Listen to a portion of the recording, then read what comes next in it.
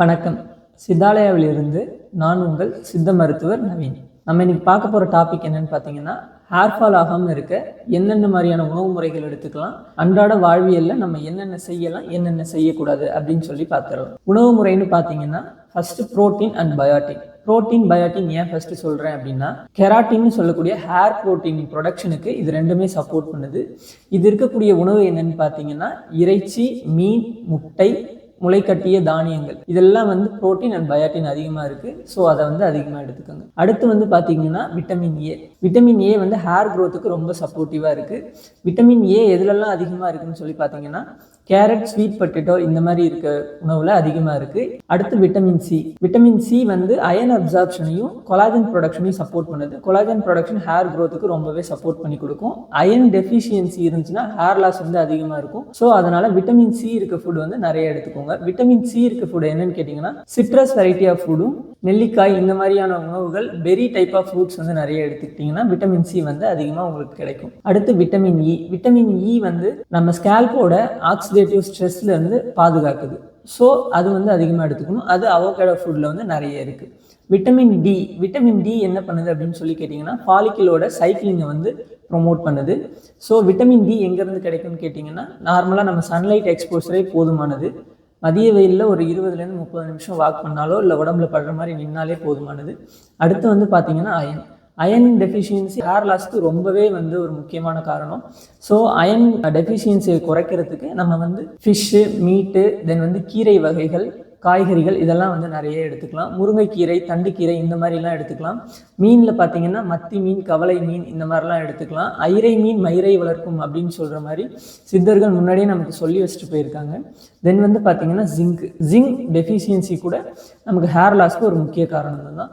So பூசணி விதை இந்த மாதிரிலாம் நீங்கள் எடுத்துக்கிட்டிங்கன்னா ரொம்பவே நல்லது. ஜிங்க் நிறைய எடுத்திங்கன்னா ஹேர் பிரெட்டில் அது குறைக்கும்.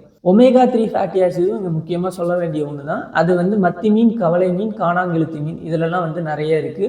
ஸோ இந்த மாதிரியான மீன் வகைகள், கடல்வாழ் உயிரினங்களை நீங்கள் எடுக்கும்போது ஒமேகா 3 ஃபேட்டி ஆசிட் உங்களுக்கு கிடைக்கும்.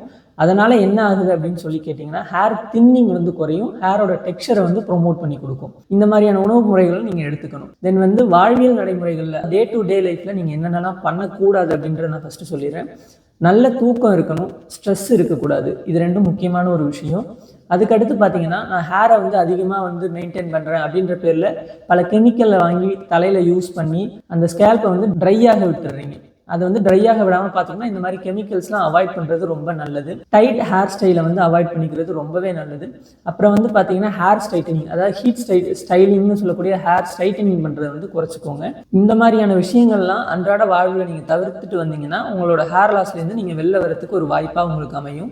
ரெண்டாவது, ட்ரைனஸும் ஹேர் ஃபாலுக்கு ஒரு முக்கிய காரணமாக இருக்கிறதுனால பிளென்டி ஆஃப் வாட்டர் டெய்லி எடுத்துக்கோங்க. அது உங்களுக்கு ஹேர் க்ரோத்துக்கு சப்போர்ட் பண்ணி கொடுக்கும். ஸ்கேல்பில் இருக்கக்கூடிய ஹைட்ரேஷனுக்கு அது நல்லாவே சப்போர்ட்டாக இருக்கும். தென் நம்ம வீட்டிலே என்னென்ன செய்யலாம் அப்படின்னு பார்த்தீங்கன்னா, ஒன்றுமே இல்லை. நம்ம எப்போவுமே செய்கிற மாதிரி முன்னாடி இருந்தவங்களாம் எப்போவுமே தலையில் எண்ணெய் வச்சுட்டு இருந்தாங்க. இப்போ நம்ம வச்சுக்கிறது கிடையாது. நம்ம ஆஃபீஸ் போகும்போது ஹேர் க்ரீஸியாக இருக்குது அப்படின்னு சொல்லி ஃபீல் பண்ணுறதுனால பண்ணுறது கிடையாது. அப்படி நீங்கள் நினச்சிங்க அப்படின்னா, நார்மல் கோகோனட் ஆயிலை நைட்டு அப்ளை பண்ணிவிட்டு படுத்துட்டு காலைல எழுந்து வாஷ் பண்ணிக்கோங்க. ரெண்டாவது, சின்ன வெங்காய ஜூஸ் எடுத்துக்கோங்க. அந்த ஜூஸ் எடுத்து தலையில் ஒரு 10 மினிட்ஸ் மசாஜ் பண்ணிங்கன்னா அது உங்களோட ஹேர் க்ரோத்துக்கு ரொம்பவே சப்போர்ட்டாக இருக்கும்.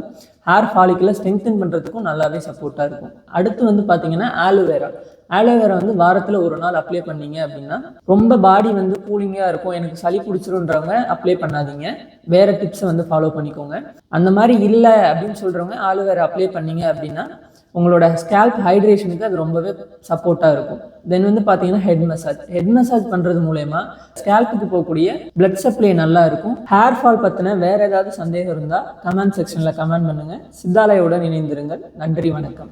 மருத்துவர்களை நேரில் சந்தித்து ஆலோசனை பெற சித்தாலயா 31-2 ஃப்ளவர்ஸ் ரோட், அரும்பாக்கம், சென்னை 106 என்ற முகவரிக்கு நேரில் வரலாம்.